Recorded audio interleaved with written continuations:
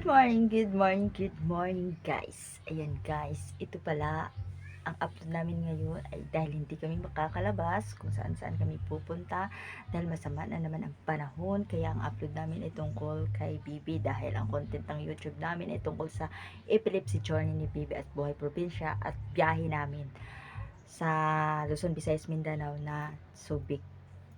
Sari-sari kasi yan sa YouTube namin ang content ng aming YouTube.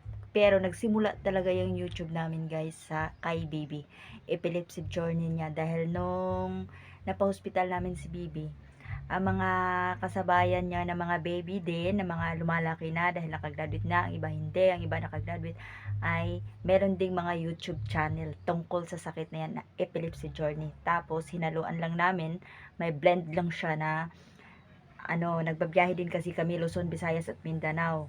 Sumasama kami sa papa ni Bibi na naghatid ng mga unit, Cebu, kung saan, ganun. Tapos, pag nandito kami sa probinsya, yun din ang upload namin, pang probinsya. Ganun lang, sari-sari lang ang upload. Ganun lang, kung gusto mo talagang mag-YouTube, mag-isip ka na kung ano-ano mga upload mo hanggang sa mapansin ka ni YouTube. Hindi ko nga akalain na mapansin din pala ako ni YouTube. Ganon. Sobrang tuwa ko nung time na nag-email na si YouTube sa akin. At least napansin na din pala ako. Napansin din pala ang mukha ko. Wow! Ayan guys. Ngayon guys, ang aming upload ngayong umagang ito ay tungkol sa epilepsy journey ni Bebe. Syempre, epilepsy journey niya dito sa Mindanao. Ayan, ganun lang siya guys. Talaga simplihan lang natin. Dahil hindi kami makalabas. Dahil hindi kami makalabas, di may makagawas guys. Kaya nga no, lain na po ng panahon. Kung unsa kalain akong naong maupod kalain sa panahon. Kung gaano kasama ang mukha ko sa mga Tagalog na hindi makakaintindi, kung magbisaya ko, dili makasampot. Kung gaano kasama ang mukha ko, ganun din kasama ang panahon dito guys. Hindi pa rin talaga, parang ayaw pa talaga kaming iwan ng baha. Umiinit siya. Tapos, bigla na naman siyang uulan. Ganun siya guys. Konting init lang. Chill lang talaga ang init guys. Ganun siya guys. Kaya ngayon guys, ngayong tanghaling ito, nagpapatulog ako ng bata. Kaya nag-iisip ako kung anong gawin naming upload. Dahil kailangan, pag mag-YouTube ka, dapat lagi kang nag-upload. Lalo na sa mga kagaya ko na maliit pa ang bahay. Tapos, dapat palagi kang mag-upload ng short. Tapos, palagi ka ding mag-upload sa long. Ganun siya. Dapat, talagang bigyan mo talaga siya ng oras at panahon. Wala kaming may upload, kaya ito lang talaga naisip ko. Ayan guys, nagpapatulog ako ngayon ng bata. Kaya si Bibi guys, gusto niya pag madidi siya, matutulog siya, gusto niya kantahan ko siya.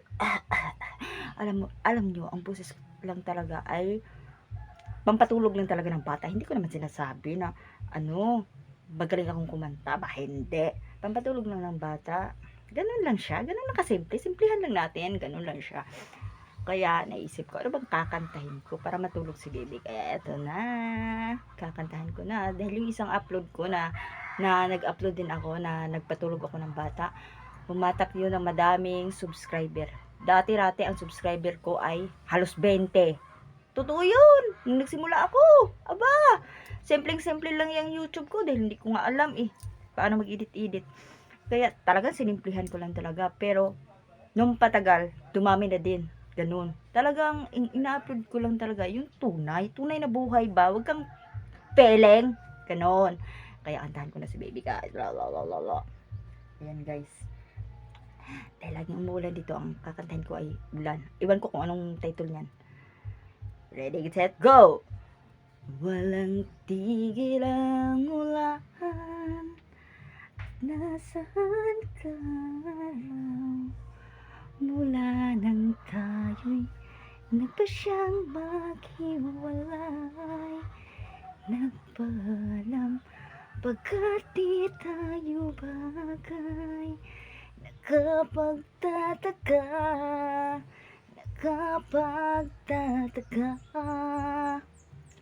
o di ka ba napapagod? O di kaya'y nagsasawa sa ating mga tampuhan?